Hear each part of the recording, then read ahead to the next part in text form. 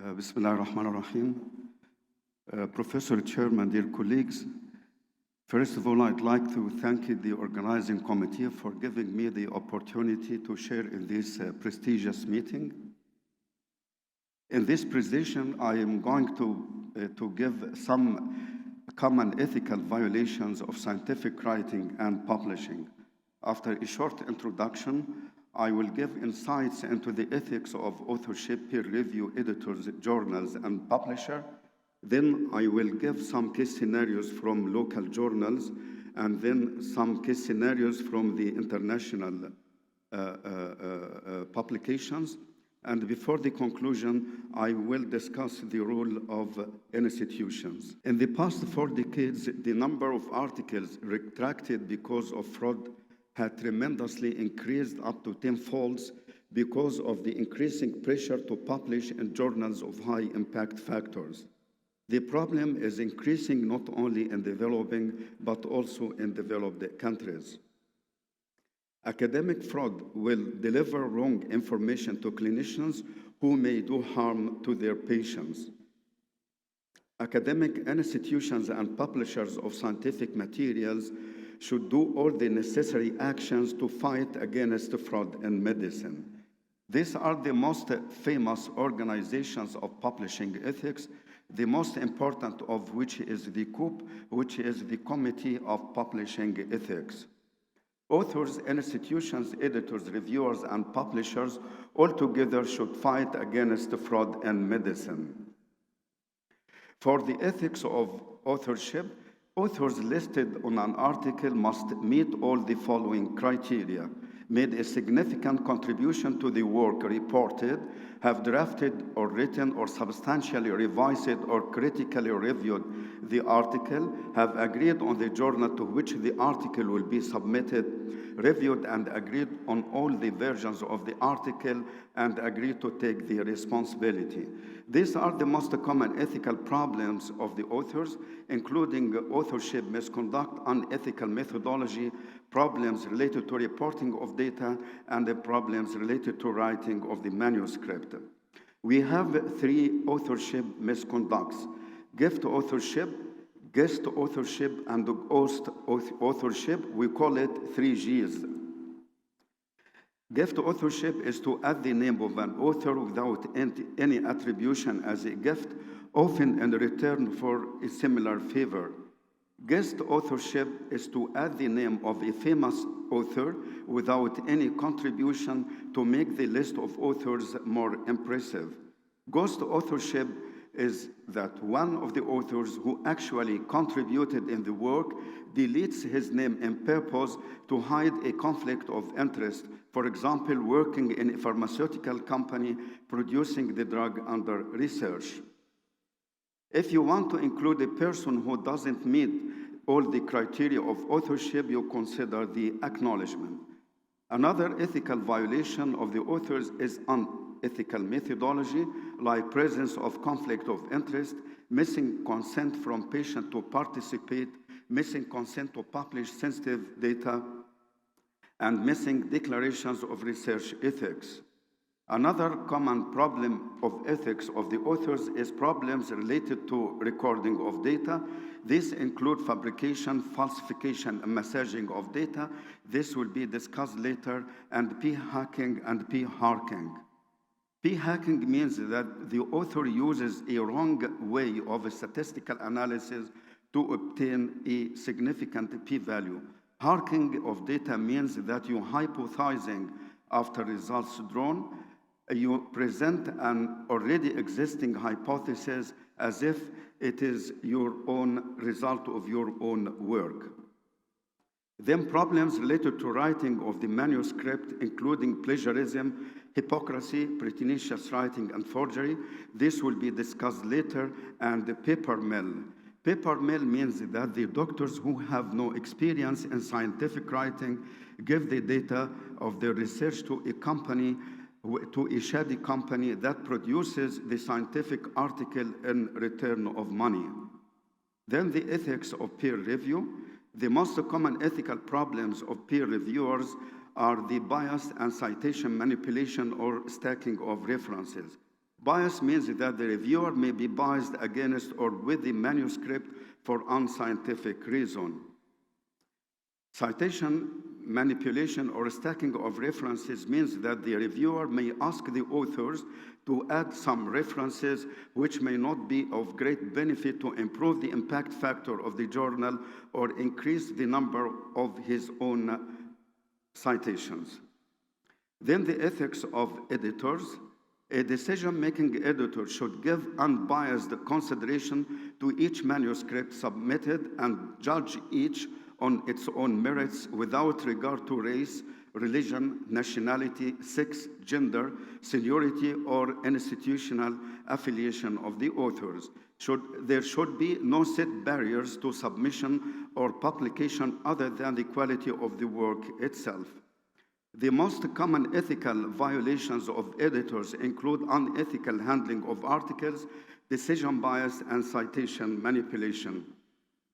The question is, if you are editor-in-chief in one journal, do you have the opportunity to publish in your own journal? The answer is yes, you can publish in your own journal, but the article must be handled by another person in all stages of handling the manuscript. Under such situation, you don't review the article in which you are one of the authors. Don't add yourself as an author to articles you review, and don't ask authors to cite articles published in your journal without appropriate scientific rationale.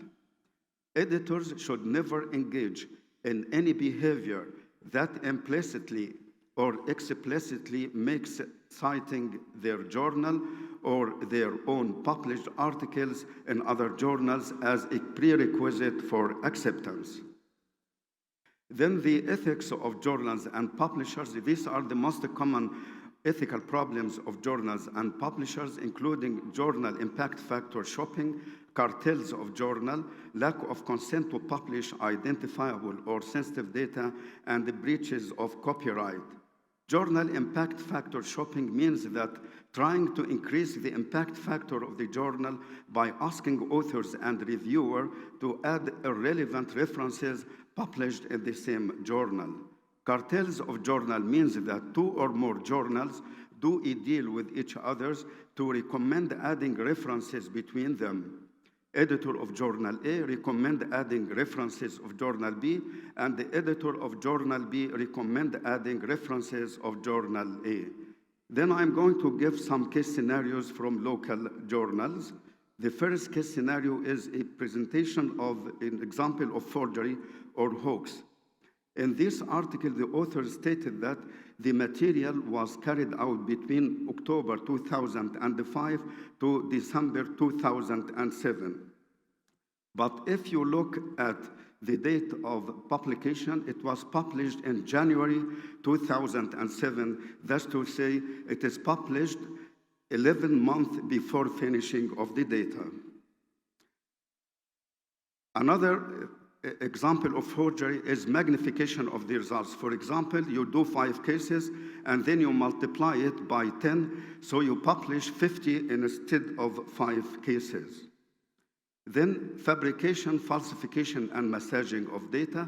It is a make-up of results or data and recording or reporting them. It is cooking of data. This is an example of fabrication.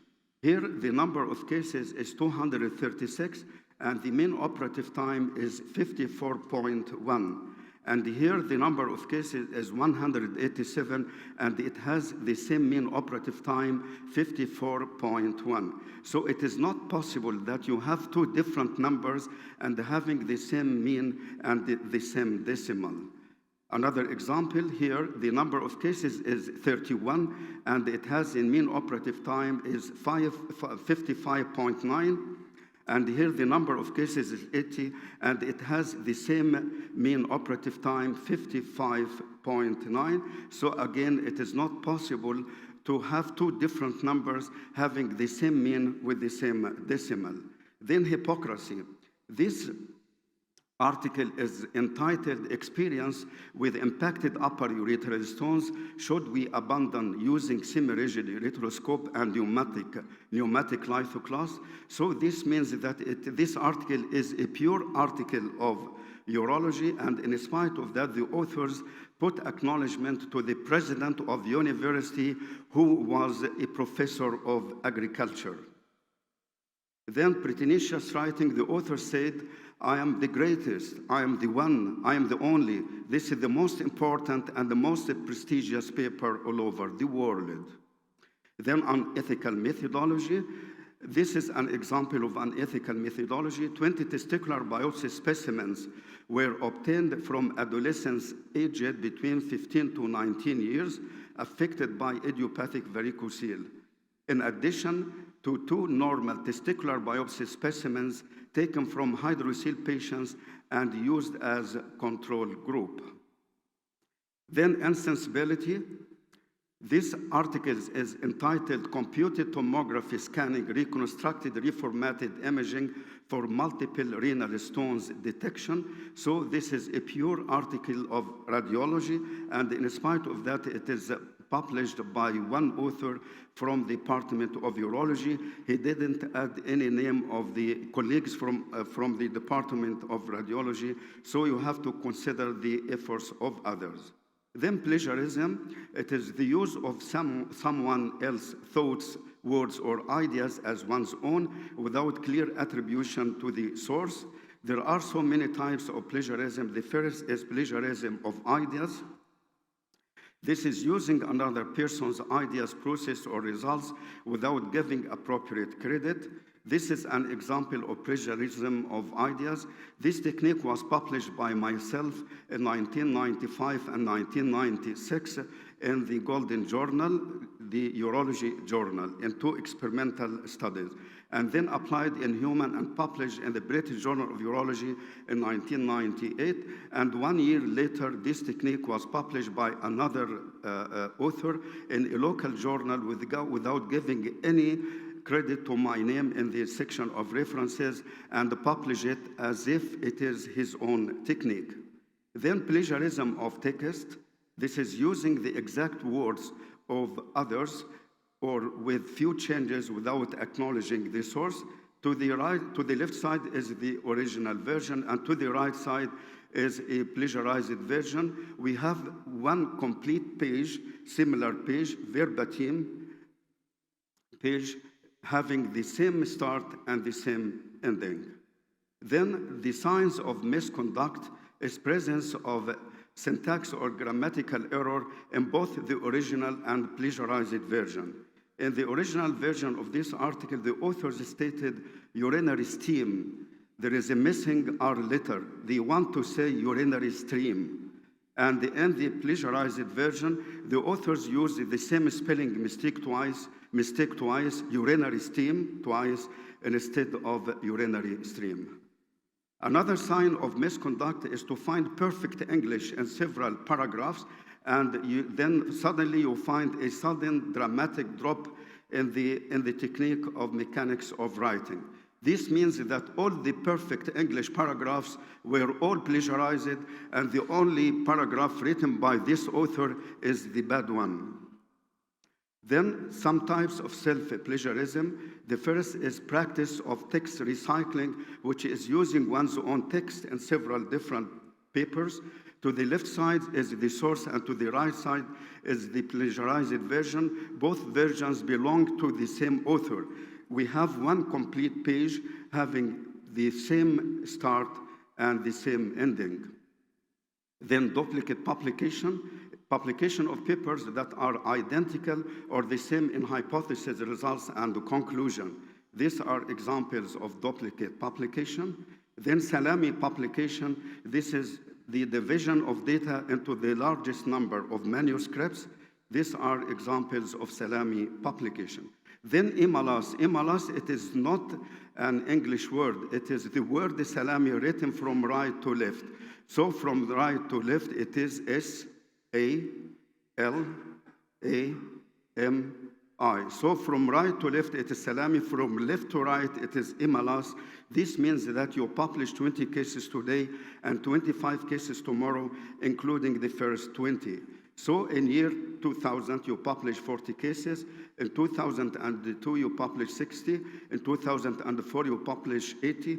In 2010, you publish 100. And all of them has the same conclusion. How to avoid plagiarism? By doing paraphrasing. It is rewriting of the source content in your own words and your writing style. Paraphrasing and phrasing are parallel and never meet, like the median and the paramedian incision. This is how to do paraphrasing. You take the original reference, you read it, you write your notes, you close the original reference. These are some international case scenarios. This from the Netherlands, Dr. Don Bolderman was fired from Erasmus University because he has his own. The co-authors published more than 500 articles in journals of high impact factor with the use of beta blockers and the statin in the treatment of non-cardiac patients. The preoperative use of beta blockers recommended by Don Bolderman was included in the guidelines of European Society of Cardiology and caused over 10,000 deaths in UK. In USA, Scott Rubin published a way of pain management used by millions of patients during orthopedic surgeons. And Scott Rubin admitted that he never conducted any of the clinical trials on which his conclusions were based. This incident may be considered as the longest running and widest ranging cases of academic fraud. I will skip all of this, so I conclude. Integrity of science is a science. You have no right to write what others write. You have no right to republish what you write. You have no right to break others' copyright. Plagiarism is plagiarism, whether references is cited or not. Plagiarism is failure of creative process. Thank you very much. Thank you, Professor Ahmed. Now we will go into the second speaker, Dr. Muhammad Nuruddin. Is working currently in Hampshire Hospital in UK, and he will talk about aqua ablation, the first robotic endoscopic BPH platform. Professor Dr. Muhammad Nuruddin, please. Good morning, everyone, and thanks for the panel and the organizing committee for inviting me to speaking today about the aqua ablation.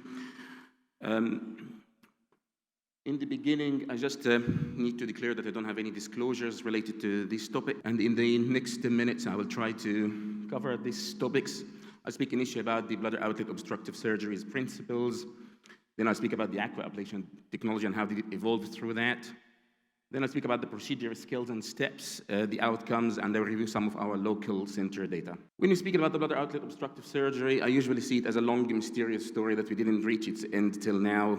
It actually started with this punch technique years ago, where it was just going blindly and punch part of the prostate adenoma. It looks like it was really effective, but the amount of the damage that can cause because of that will cause a lot of side effects, as understandable. But then thanks to the Hopkins, we started to be able to see and plan more where we'll do this controlled damage.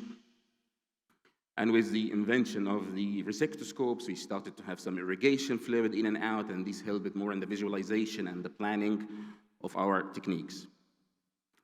And currently, we have all of these nice techniques, including the monopolar and bipolar resection, the vaporization, the laser vaporization, and laser inoculation, which they are already effective in debulking the prostate and achieving good outcomes, but because of the thermal and the mechanical energy that they cause, in some cases, they may cause also some side effects.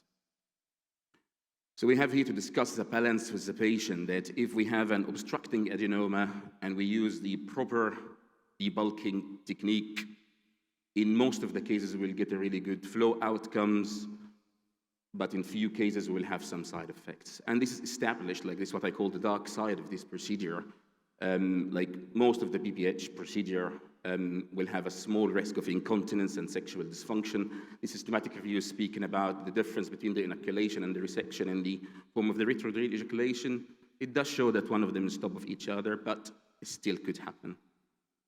And that's why the minimally invasive therapies came through like it was, mainly mimicking the debulking procedure with less invasive technology, so it can cause less functional damage. And being in one of the centers that started the Resume in the UK, this is our first publication. It was about 200 cases, and none of them developed any erectile dysfunction, and 6 of them only developed retrograde ejaculation. So it's working well in conserving the sexual function. But after doing it for a few years, we start to look at its durability. Like we're starting now to see some patient coming back with recurrence of stricture, regrowth of the prostate, needed further surgical treatment. This was our publication last year about the retreatment rate, and found like 4.6% of the patient needed another form of surgical treatment in our cohort. And between the debulking and the minimally invasive therapies, there are some factors that will be challenging usually for the surgeon, including the anesthesia status, the perspective from the patient about its sexual function, being on a blood center, and different prostate size. So I don't think till now we have what we can call a BPH Swiss knife, that you can use it for any kind of patient. And this is really establishing the guidelines. We all know this famous chart from the European guidelines, which will initially speak about the risk for the anesthesia, whether they are on blood thinners or not, what is the size of the prostate, and then it will take you through what kind of treatment you can offer for this precise case.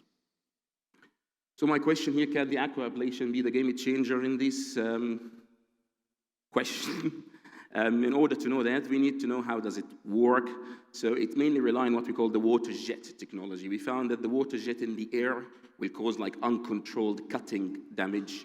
But when it is submerged in the water, you can control this amount of damage if you control the pressure.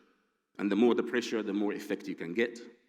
Moreover, you can actually estimate how much damage will happen by assessing the area of the collagen ablation. Then it will be followed by an area of collagen disruption, and this would be followed by an estimated area of collagen preservation. And this is what the AquaBeam systems rely on. So it relies on delivering this kind of energy robotically with endoscopic and ultrasound guidance. So to start the procedure, you usually use a cystostopic nozzle, which will have the AquaBeam jet, the irrigation, the suction. You go inside until you reach the bladder neck, then you can assess where is the bladder neck, where is the veron.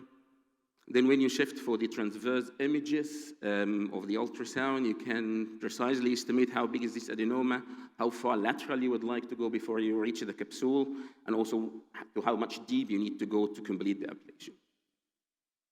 Then what I found the most fascinating part is the longitudinal view of the ultrasound, in which you can actually assess where is the bladder neck, where is the most deep part, where is the veromontanum again. And this will allow you to spare the 6 o'clock position of the veron so you can preserve the ejaculatory function.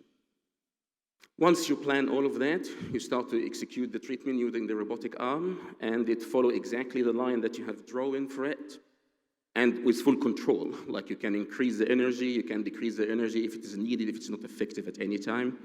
And as you see, it takes like a few minutes. This video is fasting for sure, but it takes like 4 to 5 minutes in a run. And if it was not effective, you can repeat the run again if it's needed.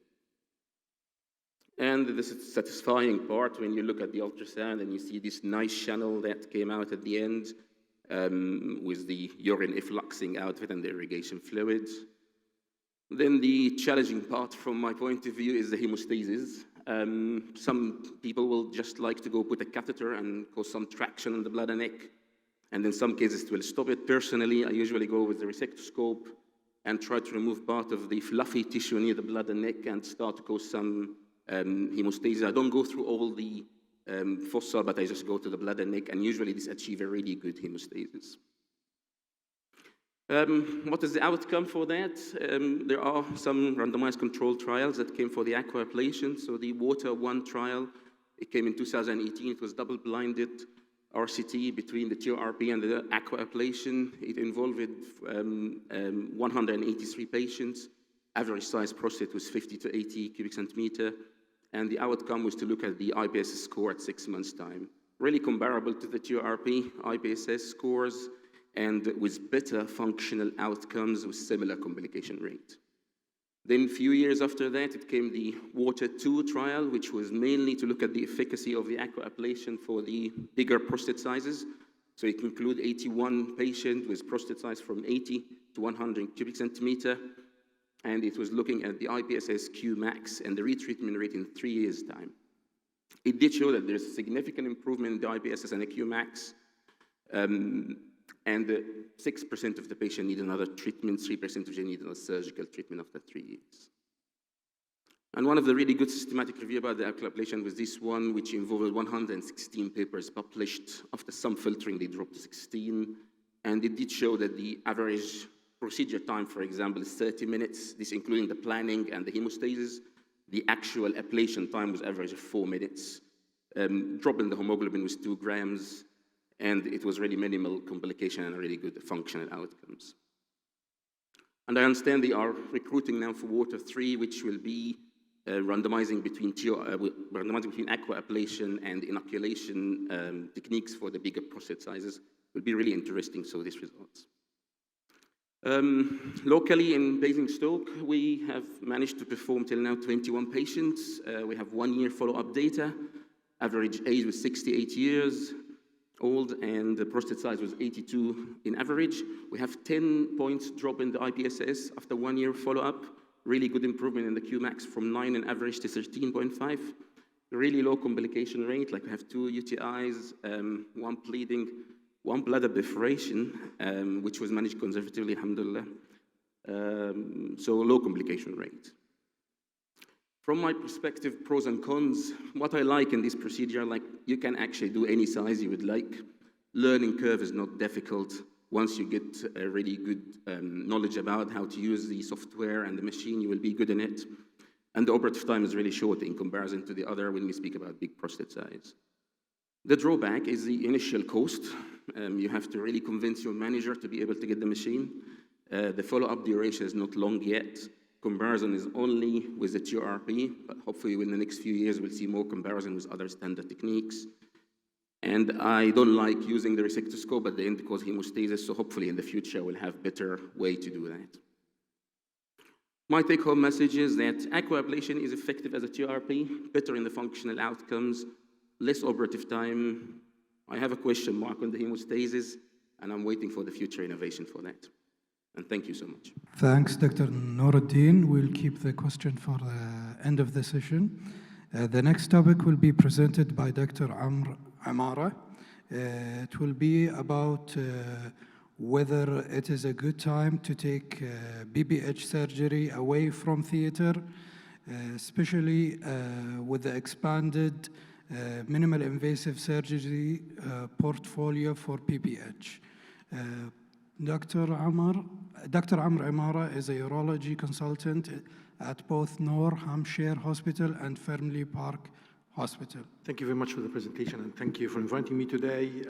As usual, it's a pleasure to be with both the Kuwaiti and Arab Urological Society, and to come back to Kuwait. It's my second time, and I'm really enjoying it.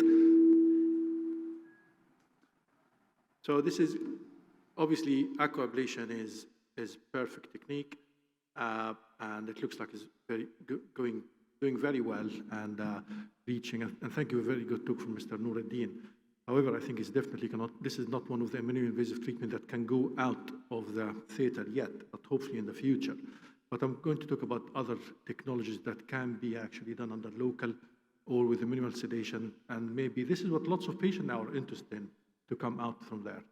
I have to also respect Dr. Shukair and his first talk, and I have to say that I have no relative disclosure to this subject, and I'll make sure that all the videos are my own. Also, one of the videos I managed to get some of the picture from one of the colleagues who was sitting here around. So we all now, post-COVID, we know what's going on. We're trying to, it's big challenges we faced suddenly in one day. We're all going out together. The next day, we're all wearing masks and cannot even shake hands with each other. Hospitals closed. I was talking to some colleagues yesterday.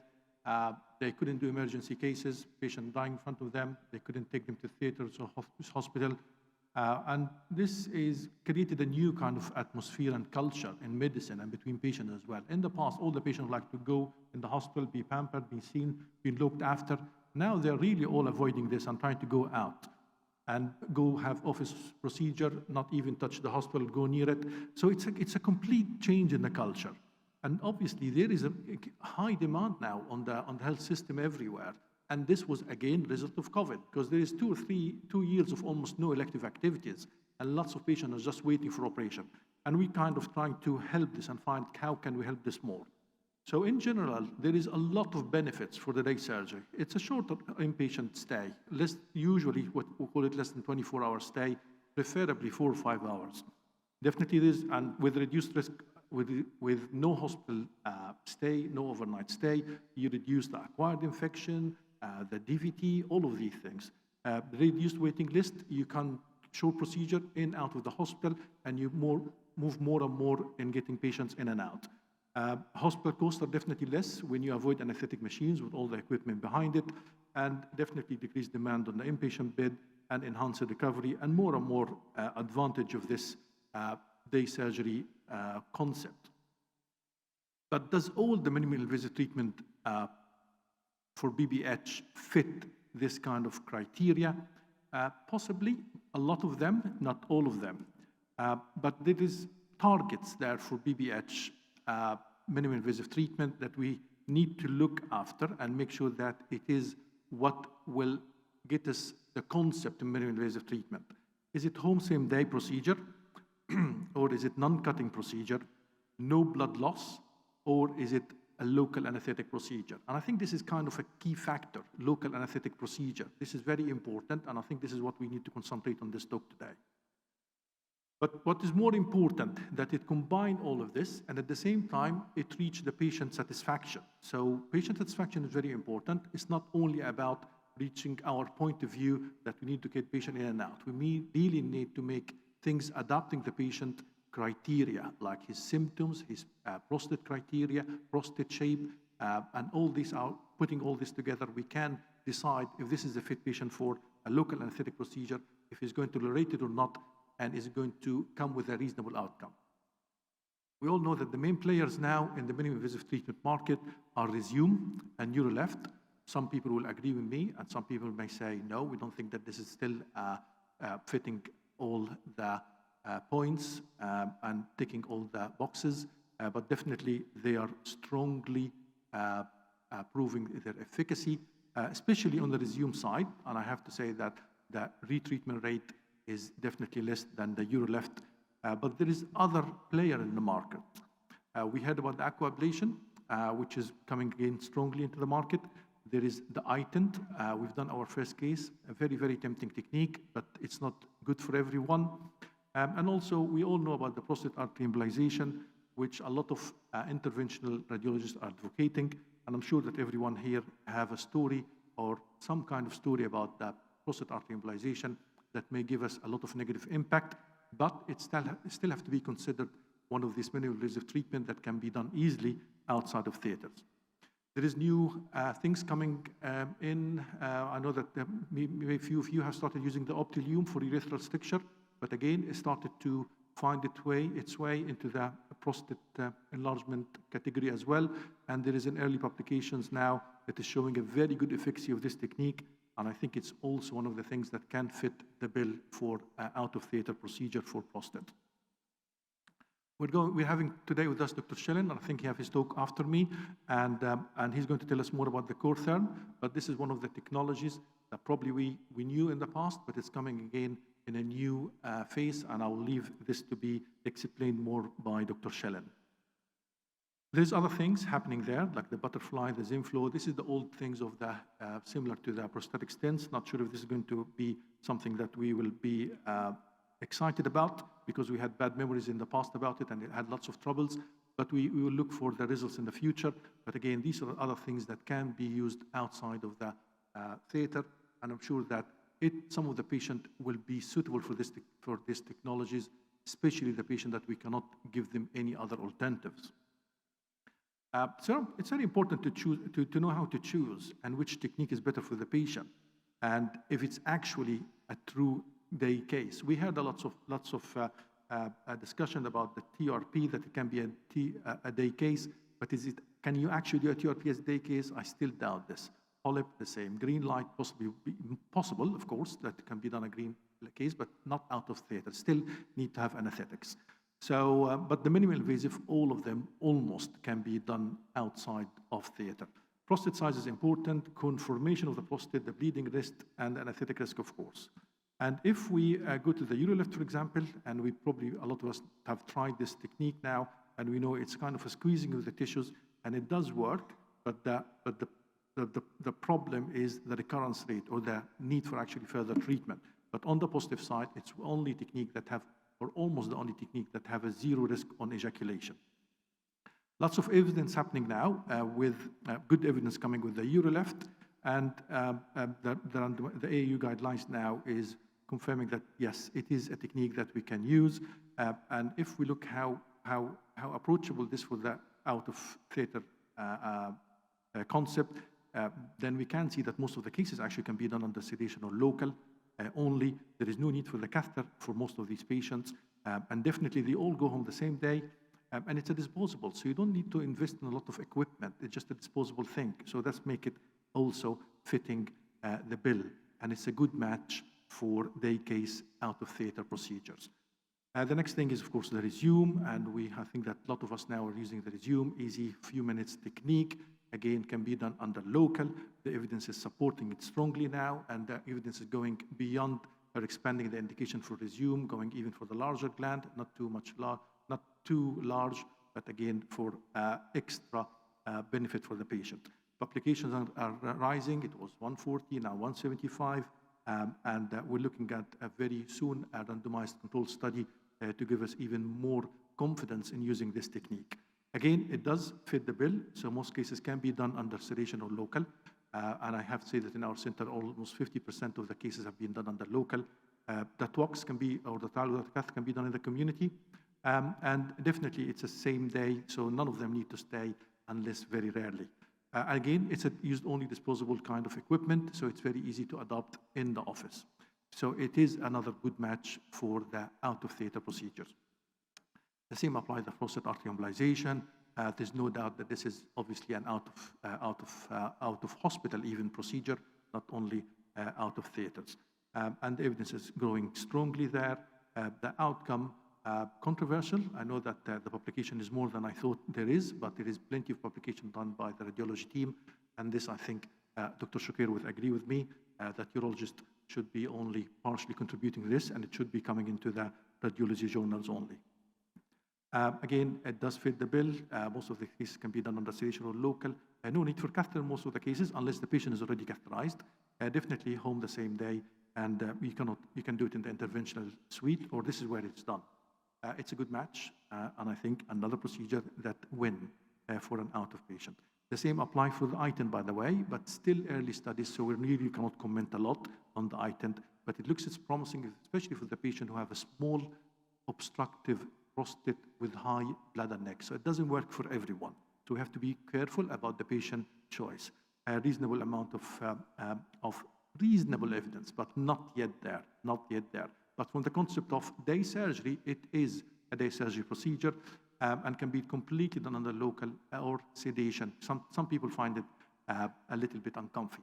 I have to say that not every patient, even if the procedure can be done under local, will tolerate the local.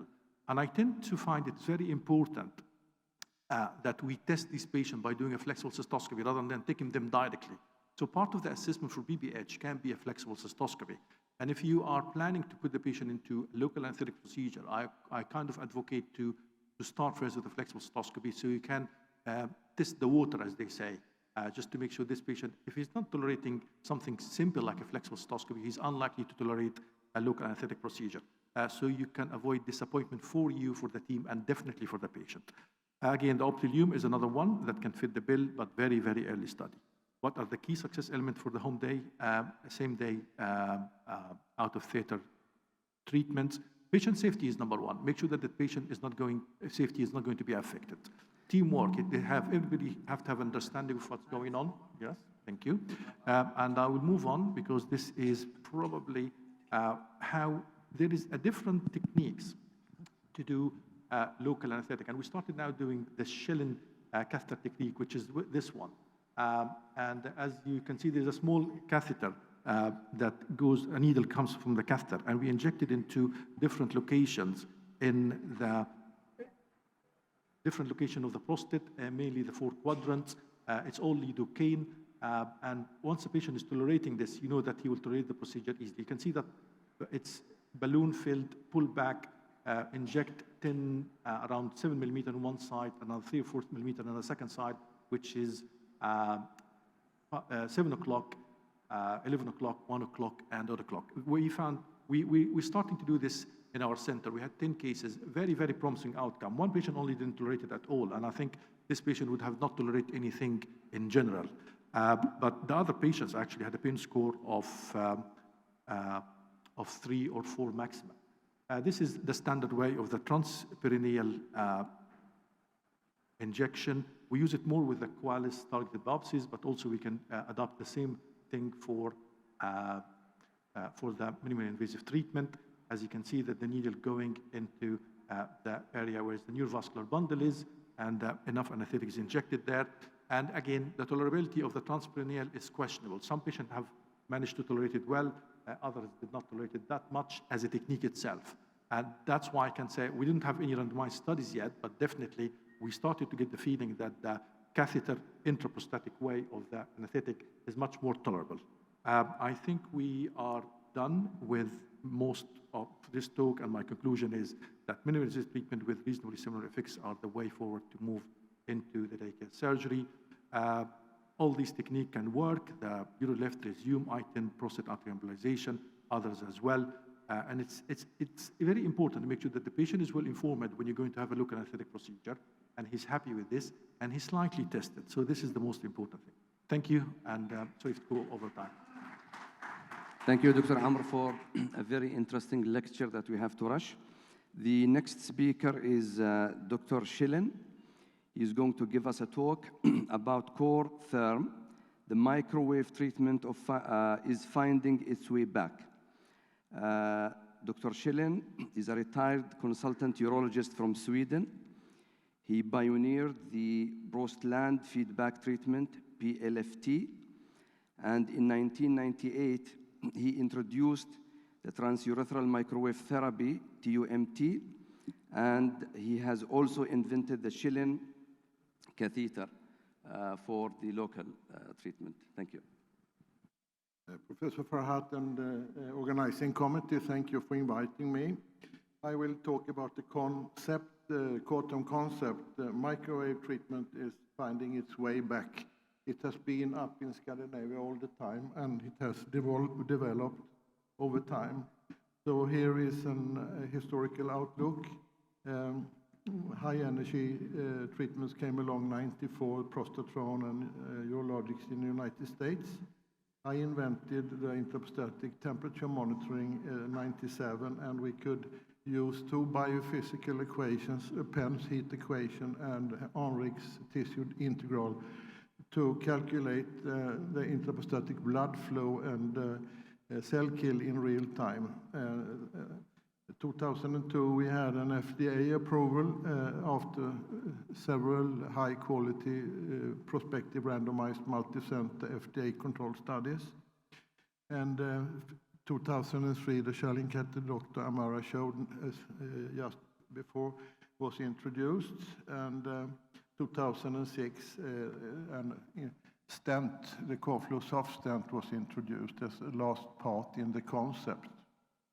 And this spring, we had a new platform, an Eagle machine, approved by the MDR and the CE marked in Europe.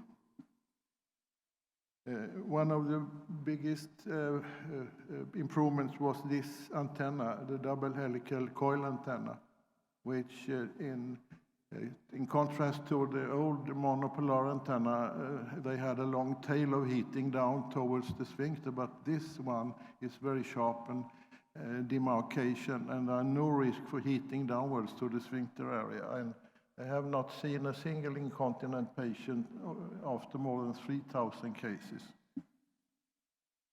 The intraprostatic temperature sensor measures the temperature in 3 distant depths from the antenna, and they could, so what I said, calculate the blood flow and the accumulated cell kill over time. The difference between the old standard TUMT and our feedback is that the old treatments, they treated all patients the same way, 60 watts for 1 hour, and irrespective of patient age, prostate size, they did the same treatment, and there was a risk for heavy overtreatment, and in some cases no effect at all. And according to science, I think the responder rate, according to the standard evaluation, was about 60%. But with the feedback TUMT, we could realize the situation and adapt and tailor the treatment perfectly to each patient. So we learned early that if we expose prostate to heat, there will be a kind of self-defense mechanism with a very high blood flow. So we performed a PET scan study during our core-term treatment, and we could see that already after 5 minutes there was an immense increase in intraprostatic blood flow. And as you see here, up to 40 minutes there was increasing blood flow, the double from baseline. As our machine calculated blood flow, we could see how good it was, and there's a quite good correlation to the left here between the reference method and the calculations in the Prostalund machine. And in 2004, we performed an in vitro study in Minneapolis, Bomic and allies. We checked the living prostate cells, the heat sensibility, and we found that there was a linear relationship between the time factor and treatment, but it was an exponential relationship to the temperature factor. So if you want to kill a living prostate cell in 45 degrees, you have to keep the temperature for 60 minutes. But if you are above 55 degrees, it takes less than 2 minutes to kill a cell. So in my daily work, I had 55 degrees as a quality sign. We also performed extensive thermomapping in 5 cases, up to 40 measuring spots transperineally. And we could see that close to the bladder neck, we had the hottest part, and it diminished downwards and outwards. And it was a cone-shaped heat pattern. We also performed MRI with gadolinium contrast media, a study after 5 days after core-term treatment. And here is a slide from the bladder neck. And when I go down, you can see that the cone-shaped, the black necrosis is diminishing downwards. And here is full amount specimen, a radical prostatectomy specimen 1 week after a core-term treatment. And the prostate is cut from apex anteriorly down to open. You can see the open urethra, and there is a cone-shaped hemorrhagic necrosis around the urethra. When we check our patients 3 months after a core-term treatment, we often see this cone-shaped cavity down, looks if the patient had a TURP operation. And the FDA study we performed, and after 1 year checkup as a prospective randomized multi-center FDA controlled study, inclusive pressure flow studies, showed no difference between our treatment and TURP. And this study was prolonged under supervision of the FDA, and up to 60 months there was no difference to find about the IPSs. The Schelling catheter is a sterile way to inject local anesthetics and adrenaline inside the prostate before we do our treatment. And in the deep position, the tip of the needle will always hit the base of the prostate where the blood vessels and nerves enter and leave. And so irrespective of prostate size, we will always have a perfect take and a perfect anesthesia. So there is a study from 1956 from British uropathologist Clegg. He described microvascular anatomy, and Patrick Walsh described the nerve supply, it goes the same way. So 1 to 2 and 4 to 5 and 7 to 8 and 10 to 11 o'clock is the main entrance of nerves and blood vessels into the prostate. So when we put our local anesthetics, we inject according to this picture to hit the right spots. This is how our treatment is monitored. Upper left, you can see the 3 intraprostatic temperatures. Below, you can see 5 safety temperatures, and below the calculated blood flow, and down left, amount of energy delivered over time. And to the right, you can see the Gauss curve showing a cell kill of 27 grams after 9.4 minutes. So the third thing that could be added to the concept is the core flow soft stent. And this is a hybrid between a catheter and a stent. So the upper part of the picture, you can see it as a catheter. You can leave it in the patient minutes, hours, days, and use it as an ordinary catheter. You can adapt a tube or bag, you can plug it, you can flush it. And I usually use it after the core turn, but I wait to the bleeding and coagulation time to pass, and I flush the blood, and then I disconnect and activate the stent. And then the patient can void spontaneously, and he don't have the discomfort from a catheter, and the risk for UTIs are much less in my experience. So about patient selection, there are no upper limit about volume. We do these treatments in the office. The patient get no other medication, paracetamol only, and he can drive his car home directly after treatment. And we can do the really big prostates in the office.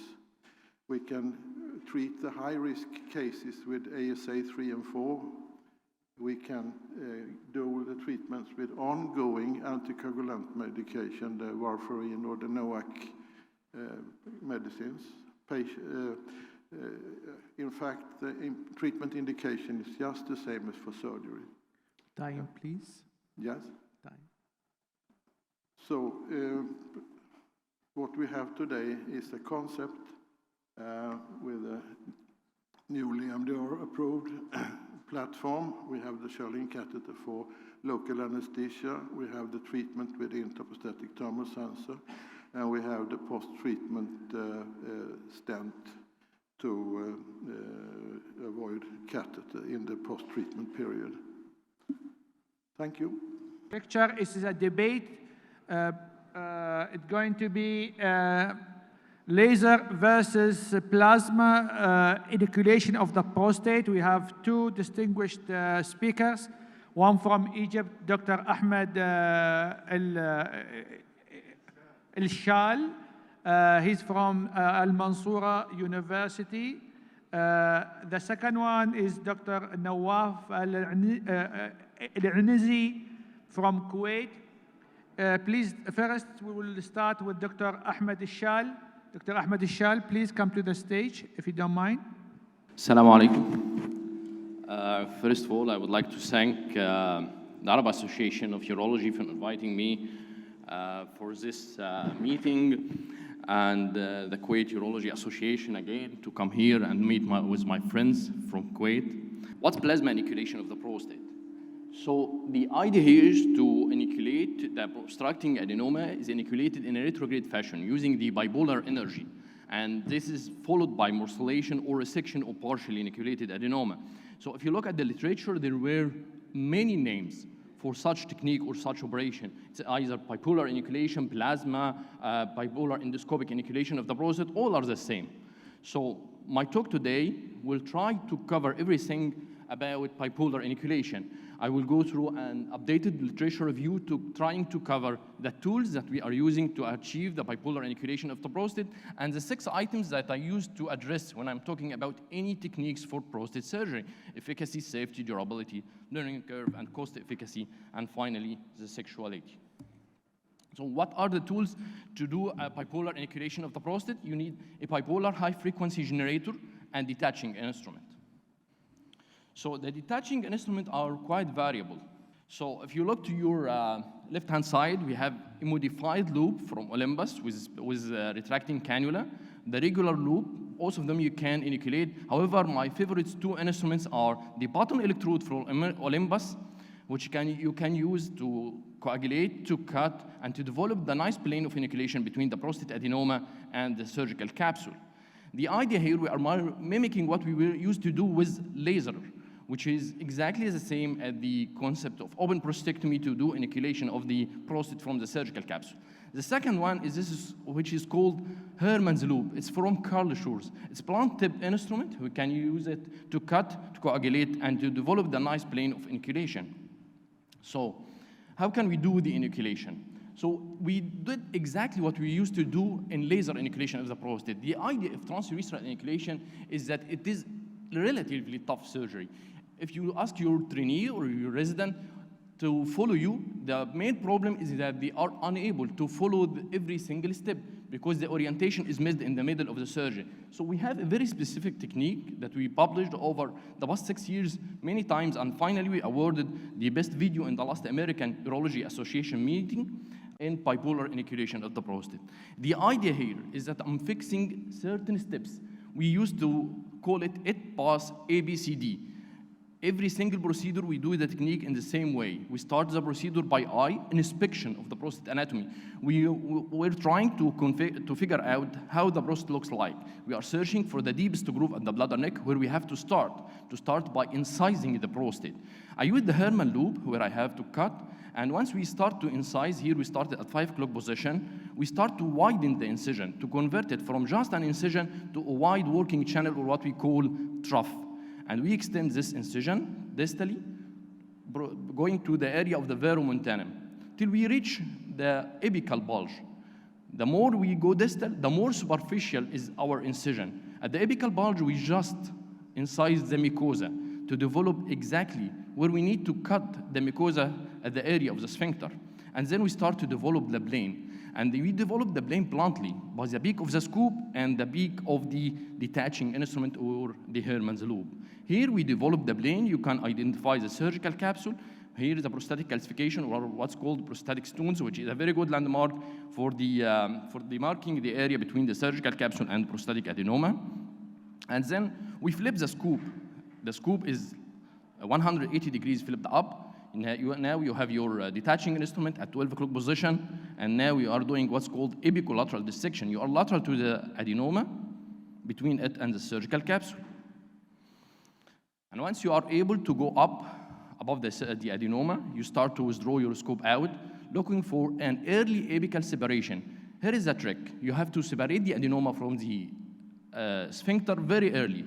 And this will help you to maintain early postoperative continence. We call it strip cutting or sphincter liberation. We start from the lateral cariated plane, going medially to the anterior commissure area. Start to cut. Here you can observe that we are cutting very close to the adenoma. Even we keep some tissue anteriorly, which is a veil of tissue. So we call this technique veil sparing technique. The veil of tissue and mucosa protecting the sphincter anteriorly, and this will optimize the early postoperative continence. And once you feel that you pass the area of the sphincter, you are comfortable away from the sphincteric ring, you are able now to complete what's called the anterior dissection. So we move the next step. Once you have these large bubbles, it means that you are unable to move it out to the bladder. So you go again to the urethral side, to 12 o'clock position, where you start to do what's called anterior commissurotomy and anterior dissection. You start to dissect the anterior commissure. You use a cutting mode. If you have this kind of vapor, you have a good effect. And you withdraw your scope distally to the areas that you dissected over the adenoma to do what's called the anterior dissection. Now you can push, use a blunt and sharp dissection because you are away from the sphincter. Now the sphincter is completely freed from the adenoma, so you can push freely till you reach the area of the bladder neck. This is the P. When you reach the bladder neck, you start to dissect and cut. You use high energy to develop the area of the bladder neck. You are now completely overriding the adenoma. I'm trying to connect your plane from the right to the left till we reach the 12 o'clock position. The beauty of this instrument that you can coagulation, vaporization, and dissection at the same time without need to change your setting. What's called C-shaped basolateral dissection, you have completely freed the adenoma from the HA apex, and now you are riding over the adenoma, and now you need to dissect it from 12 o'clock position till 5 o'clock position. It's a C-shaped, either in the right side or the left side. You continue dissecting post-plant and sharp, pushing the adenoma out of the surgical capsule till you are able to reach the bladder. Again, you are following the plane. You can see clearly the surgical capsule, white opalescent with the smooth running blood vessels. You can dissect the adenoma out of the surgery to be able to present the whole procedure. And if you have any residual tissue, you can vaporize using the cutting wood by the plasma, this orange colored layer. Now you are progressive, going from 2, 3, 4 o'clock position now, and finally you are underneath the adenoma. And this is the final step, the detachment of the adenoma and flipping it to the bladder side. You keep going underneath the adenoma and you keep hugging the adenoma, you are lifting it up toward the bladder side. Please push up, don't push following the adenoma to avoid going in the retrotriangular false passage. You are lifting the adenoma and pushing it into the bladder. So we finish one loop. Again, the similar steps will be repeated in the contralateral loop, starting to incise in front of the verumontanum, just apical mucosal incision, and developing the plane of inoculation to repeat the same steps in the contralateral loop. So we can skip the remaining part. So what about the 6 items that I was talking about? Efficacy of bipolar inoculation of the prostate. So I'm going to look for the evidence. We are going to look for the efficacy as regard flow rate, symptom score, BVR, plus or minus urodynamics, and operative efficiency parameters. I'm going to look if this technique was tested against monopolar TURP, bipolar TURP, and HOLIP. We will start with a small monster, small prostate less than 80 grams. When it was compared in RCT against monopolar TURP, there is urodynamic proven deep obstruction favoring bipolar inoculation at 36 months against monopolar TURP. When it's compared to bipolar TURP, more resected prostate tissue per time, so more inoculation efficiency with lower intervention rate, better flow parameters. However, there is a longer operative time in bipolar inoculation. Again, when it's tested against HOLIP for a smaller prostate less than 80 grams, the same parameters, however, longer operative time with bipolar inoculation. Going to what's of interest, large monster, large prostate, more than 80 grams. It was tested against open prostatectomy in 5 RCTs. There were no significant differences in the flow rate, BVR, symptom score, and quality of life scores at up to 1 year follow-up. Against HOLIP, 3 randomized controlled trials against HOLIP, no significant difference in all parameters, however, longer operative time with bipolar inoculation. This is actually what we are able to show 3 months after bipolar inoculation. This is a transrectal ultrasound image, nice fossa developed, and this is immediately after you finish your technique. Very nice fossa, exactly mimicking that we are able to achieve with laser inoculation of the prostate. So what about safety? We look for blood transfusion rates, hemoglobin drop, bladder irrigation, castor time and hospital time, perioperative complications. Again, we are looking for high quality evidence. So against monopolar TURP, definitely less hemoglobin drop, irrigation, fluids, castor time, and hospital time. Against bipolar TURP, less hospital stay, and all safety parameters are favoring.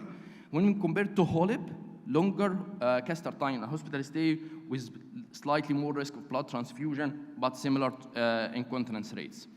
Against open prostatectomy, definitely better safety profile. Durability, it's durable, no retreatment rate up to 5 years, and the urethral stricture rate is almost 4% and 1% bladder neck contracture rate.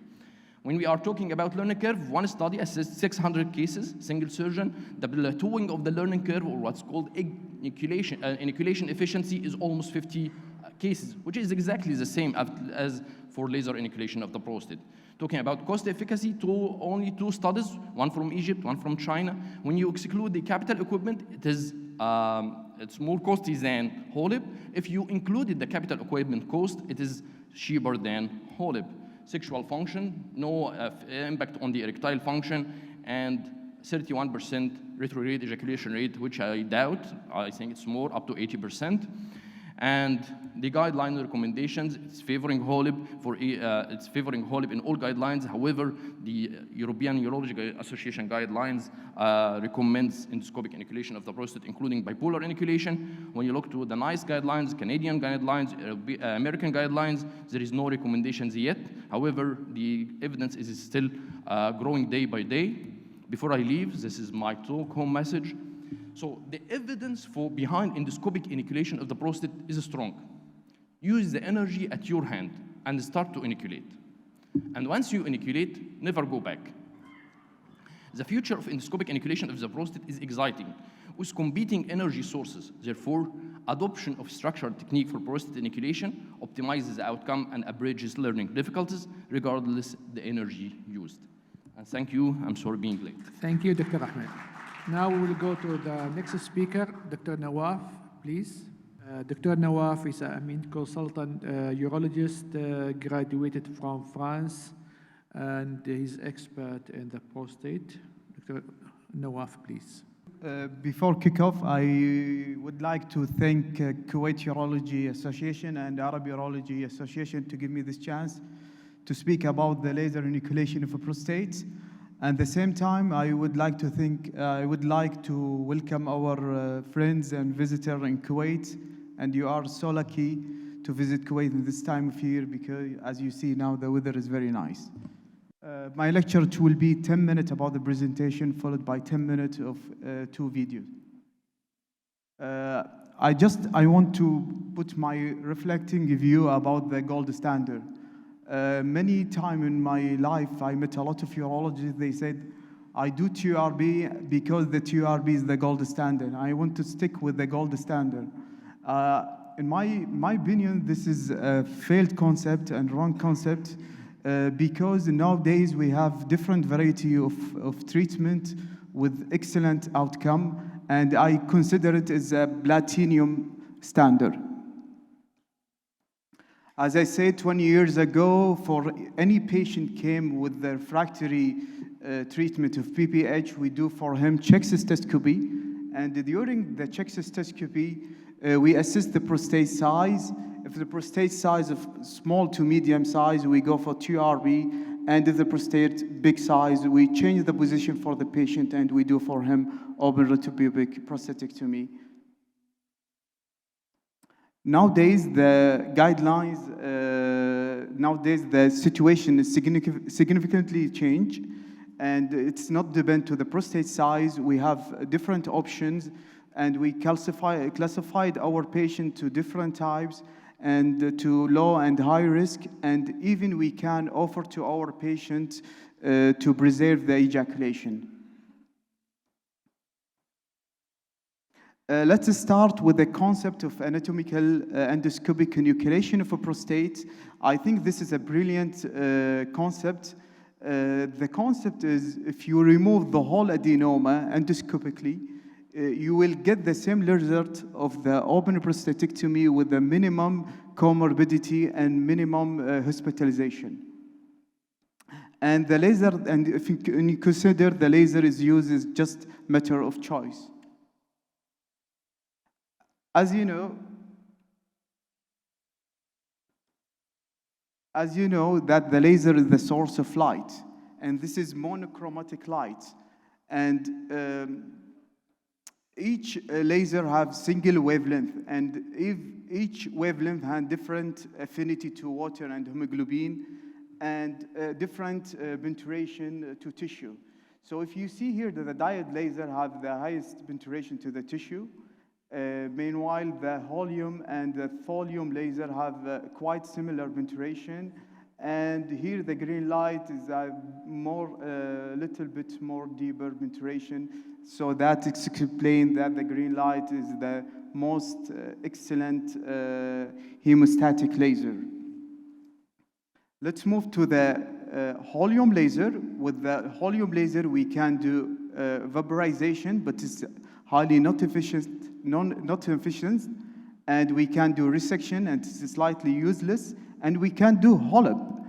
The wonderful aspect of the Holium laser is to have two things. The first thing is the pulse laser. The second thing is the high affinity to water. So when you hit the water by the laser, it will lead to very fast vaporization, and this vaporization will provide a shock wave. And this shock wave we're using during the dissection, and at the same time, we use this shock wave to treat the stone. If you see the guidelines, specifically the European guidelines, you will find the HOLOP procedure is alternative to the TURB, and it's a specific for the prostate from the 30 to 80 gram. Now there's one big RCT that compared the HOLOP procedure versus plasma kinetic inoculation for prostate. It shows that it's almost comparable, but with the HOLOP procedure, we found there is less time and less blood loss and less catheterization. On the other hand, the plasma kinetic is cheaper, as Dr. Ahmed Shal said, and it's more quieter. So in this, because this problem during the operation, I usually put French music. About the reoperation rate, we found the whole procedure is the very low operation rate. There is big RCT published by Professor Mustafa Al-Hilali for more than 10 years, so showed that the reoperation rate is less than 1%. So we can consider now the whole procedure is the definitive treatment for our patient. It's a very safe for the high-risk patient, specifically the patient anticoagulant. There is a many RCT showed this is very safe for the patient receiving antiplatelet or anticoagulant. About the erectile dysfunction, there is one RCT that compared up between the HOLOP procedure versus TURB showed is almost comparable. And there is no RCT that compare between the HOLOP procedure versus the plasma kinetic inoculation for prostate. It does not affect the erectile function, but it affects the ejaculation. So there is now a growing interest about the technique to preserve the ejaculation. There is one big paper published showed that if you preserve and respect the ejaculatory apparatus and the paracollicular zone, we can offer to our patient to 46% in ejaculation antegradally. Now let's move to the green light. If you see here, the green light is also in the guidelines of European guidelines. It's with very strong evidence is an alternative to the TURB for prostate 30 to 80. And it's a highly specific for high-risk patients who is the patient anticoagulant treatment.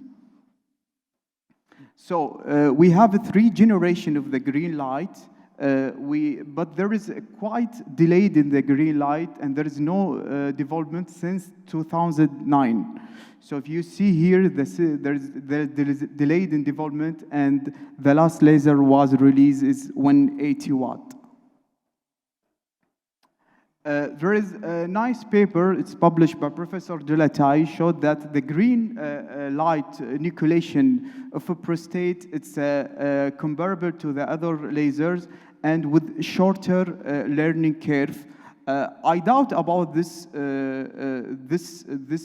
paper because, as you know, the effect of the green light laser in the tissue, it's leading to the carbonization of the tissue. And during the inoculation of prostate, the main strategy in the treatment is to identify the plane during the inoculation. As I said before, it's very safe for anticoagulant patients. There is many of the RCTs showed it's very safe for these patients.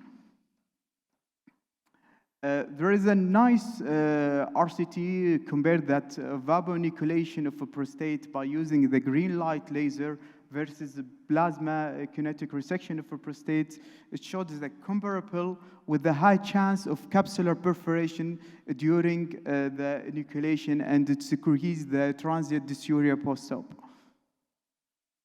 Let's move to the diode laser. Diode laser, if you see here, is an alternative treatment to the 2RB for prostate 30 to 80. When I mean diode laser, I mean the laser with the 980 nanometer, but with the weak evidence and weak strength rating.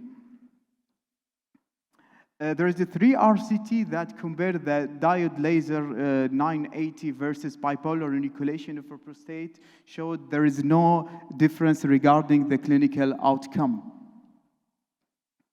In conclusion, that the diode laser inoculation similar efficacy and safety if you compare it with the 2RB and bipolar inoculation. There is a poor quality and limited study. We need further information regarding this laser. Now let's move with the thulium laser. With the thulium laser, if you see here, this is in the guidelines, the alternative treatment as well for the prostate for 30 to 80 gram, and it's with the strong evidence. And on the other hand, there is another technique, the vapor inoculation and resection. Still, it's weak in evidence. So with the problem with the thulium laser, that this is a pulse laser and it's have low affinity in the water if you compare it with the helium laser. So with the thulium laser, we can do vaporization resection, we can do vaporization inoculation, and we can do THOLEP. There is one RCT with a 12 months follow-up between the THOLEP procedure versus plasma kinetic inoculation of a prostate, showed that the risk of hemorrhage and shorter catheter time is more with the thulium laser, and this explains that the laser, the benefit of laser regarding hemostatic for the anticoagulant patient. There is RCT that compare the bipolar inoculation of a prostate versus THOLEP, and it's followed with the 12 months showed the little more bleeding with the bipolar inoculation. Regarding, there is one RCT that compared the THOLEP versus HOLEP, there is no clinical difference. And regarding homeostasis, there is 2 RCT that compare THOLEP versus TER versus bipolar inoculation of prostate, and versus HOLEP versus showed that the THOLEP is better. And there is 2 RCT that compare THOLEP versus HOLEP regarding the homeostasis, showed there is no difference. There is the clinical. There is a lot of clinical refinements now for the HOLEP procedure, the THOLEP procedure. Sorry. This is the technique now, mechanical versus non-mechanical, early release, late release, 3-loop, in a block, and this all the technique just to decrease the chance of a transient stress and continence post-op. Time, please. So, Time. Okay. There is one study that compared the HOLEP bipolar inoculation prostate, showed there is no difference. A word about the morcellation. The morcellation now is changed. There's no need to spend 1 hour now to do the morcellation. Now we can morcellate 11 grams per minute. So if you have 100 grams of prostate, you can morcellate it within 10 minutes. About the conclusion about the laser, the helium laser is an excellent result, best studies, and we can treat stone as well. Green light, excellent for high-risk patient. Thulium laser, solid, good hemostasis, learning curve, shorter learning curve. Diode, cheaper laser, and not enough evidence yet. So I will show you now the material that I use it. I'm a HOLEP guy. I do a lot of HOLEP. This is the material I use it usually before the operations. I use 2 TR sets during the morcellation. I use high power machine laser when 150 watt. Usually my setting for the inoculation 2.5 40, and for the hemostasis 130. I use the cystoscope, resectoscope 26 fresh, and with the laser bridge. Usually I use the bougie dilator before the procedure, and I use one blade for morcellation, and I keep the another one for security. So now I show you technique about the modified 3-looped for the technique to avoid the early incontinence. So I start usually with the early release of a sphincter. When I said early release of a sphincter, I mean you have to do full thickness of early release, and I keep the cap. Can I say it's a cap, or it's a small extended of the external sphincter at 12 o'clock, small fibers, you have to preserve it. So I continue the incision. I do the early release. Then I go to the Harman arch to identify the capsule, because as you know, if the early way to identify the capsule from the posterior. And I do incision at 5 o'clock. I connect the posterior incision with the incision that I made it in the 5 o'clock. So I continue to enucleation of the prostate posteriorly. Usually I don't use the mechanical dissection, and I recommend to don't use the mechanical dissection because if you use the mechanical dissection, you will put pressure on the sphincter.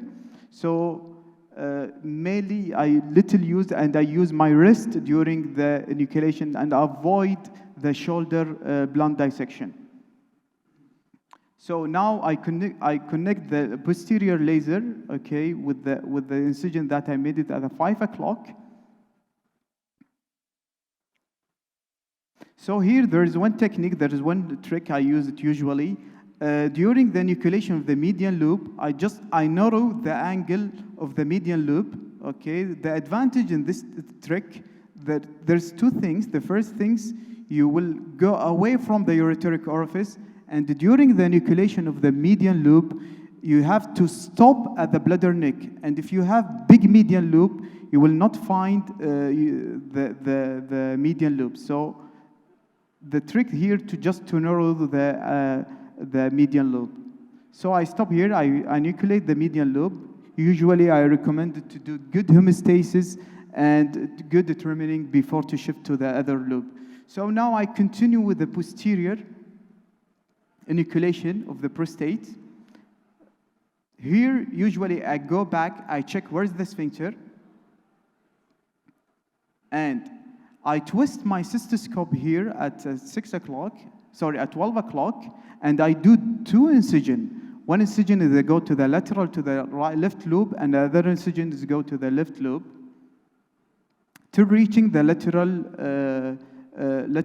view of adenoma.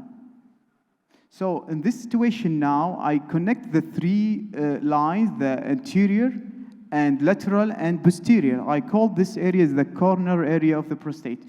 Here the strip, I cut the strip usually below, as Dr. Ahmed said, I mentioned it before. You have to go a little bit away from the sphincter, and usually I use the low power energy here. I continue to the dissection at 12 o'clock with the connection with the lateral and posterior. So usually I keep a small attachment posterior of the adenoma just to fix the prostate during the enucleation, and I leave this step at the end. Now I connected the three lines.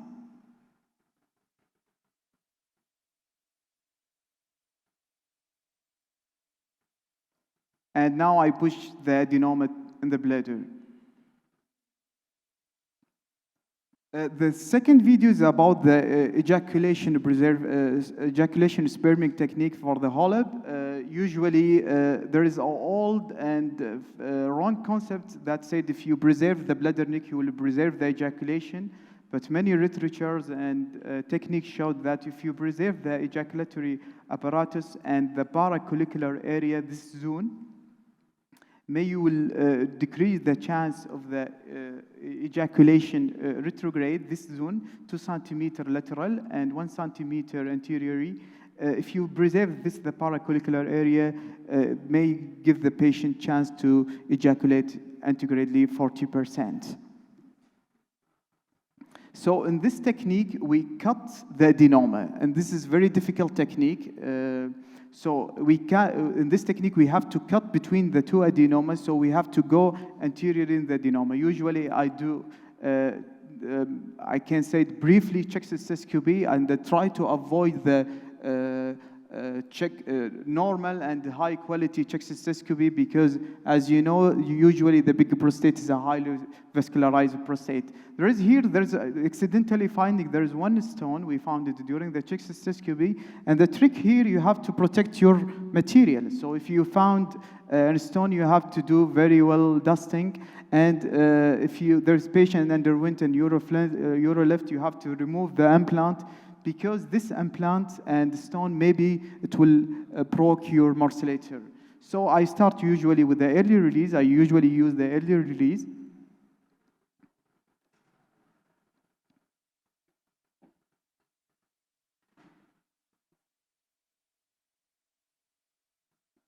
Then I do incision at 5 o'clock between the two adenoma. I cut the adenoma. Okay, I make it 2 slices. One big slice is going to the bladder, and I will macerate it later. And the small slice of the adenoma, I will keep it just to preserve the paracollicular area. The problem here, just to identify the capsule, because you have to go down between the two adenoma till reaching the capsule. So if you reach the capsule, I twist the cystoscope and I go laterally to continue to the bladder neck, and then I go back, I cut the strip, and I continue anteriorly.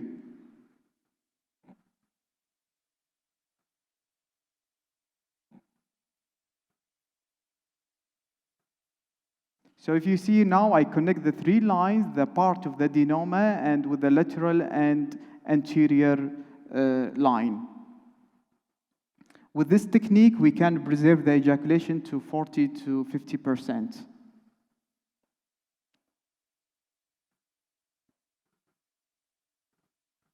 So finally, I would like to thank my team with me. They are very supportive.